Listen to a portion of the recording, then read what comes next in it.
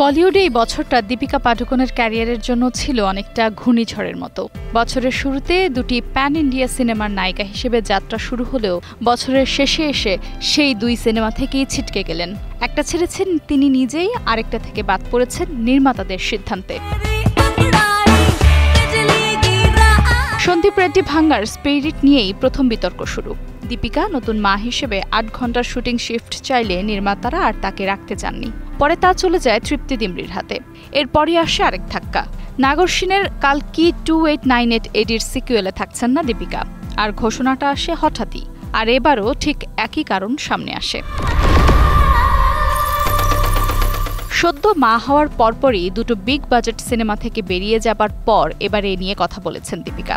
জানান এসব নিয়ে মন খারাপ নয় তার, বরং একেবারে অন্য এক শান্তি খুঁজে পেয়েছেন তিনি। সম্প্রতি ভারতীয় গণমাধ্যমকে দেয়া এক সাক্ষাৎকারে দীপিকা খুব খোলামেলাভাবেই বলেন, আর কত ফেম, কত সাকসেস, কত টাকা, এখন আর সেগুলো আমাকে ডাকে না।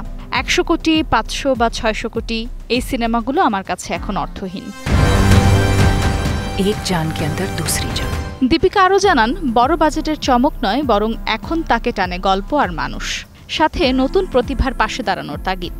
এ নিয়ে দীপিকা বলেন, এখন আমাকে আগ্রহী করে অন্যদের শক্তি দেয়া, নতুন লেখক, নতুন পরিচালক, নতুন প্রডিউসারদের উঠতে সাহায্য করা। এটি এখন আমার কাছে অর্থবহ মনে হয়। এমনটা বললেও দীপিকা কিন্তু বসে নেই। দুটি সিনেমা হাতছাড়া হলেও আরও দুটি বড় সিনেমা আছে রিলিজের অপেক্ষায়।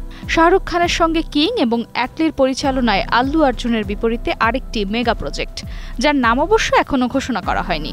কিং মুক্তি পাবে ২০২৬ সালে, আর আল্লুর সাথে বড় পর্দায় দীপিকার দেখা মিলবে ২০২৭-এ। Afroza Moutushi, star news.